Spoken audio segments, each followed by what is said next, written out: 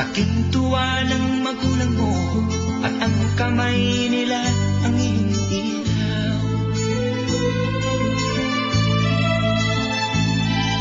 At ang nanay at tatay mo'y di malaman ang gagawin, minamasdan pati pagtulog mo.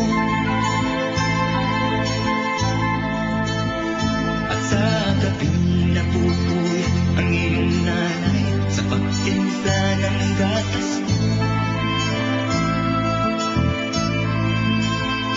At sa umaga na may kalong ka ng iyong amang tuwang-tuwa sa'yo.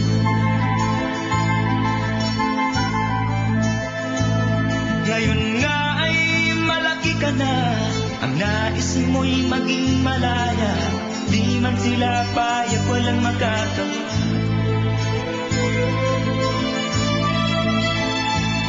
Ikaw nga ay biglang nagbago, naging matigas ang iyong ulo, at ang payo nila'y sinuway mo. Di mo man lang inisip na ang kanilang ginagawa'y para sa'yo. Pagkat ang nais mo'y masundot ang layaw mo, di mo sila pinapansin.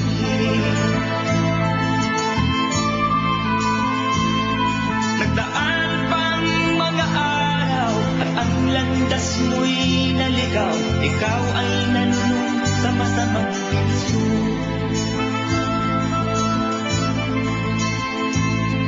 At ang una mong nilapitan ang iyong inang lumuluha, at ang tanong, anak, ba't ka nagkaganyan?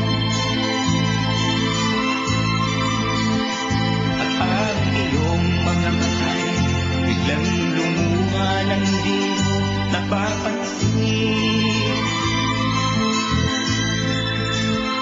Pagsisisilat sa isip mo, nalaman mo ika'y nagkamali.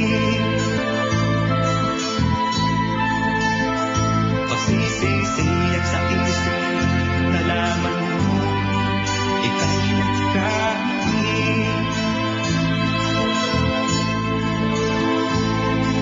Kahapon ay nilimot mo pati ang iyong masamang bisyo, laking pasalamat ng magulang mo. Ikaw nga ay tuluyang nagbago, natagpuan ang sarili, galaw ng isip mo matuwid na.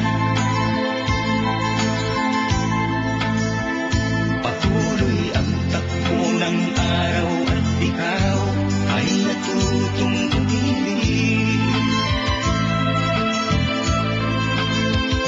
Hindi lang laon at ipinasya mo, lumagay ka na sa pag-ibig. Pagkabinata mo'y natapos na, malapit ka nang maging ama, kaya lalong nagsikap ng gusto.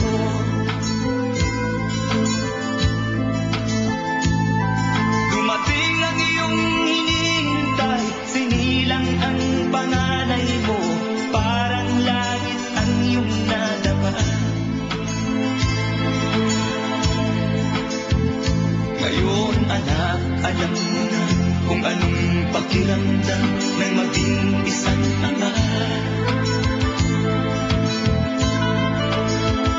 Ganyan din ang nadarama ng iyong ama't ina nang ikaw ay makita.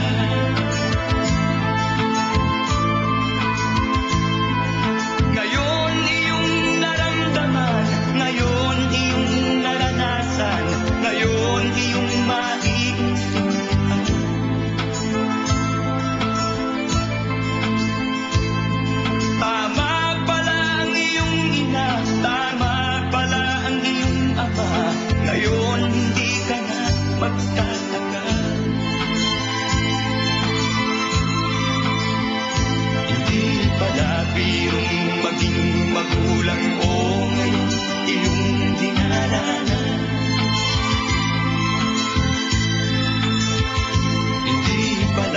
mayroon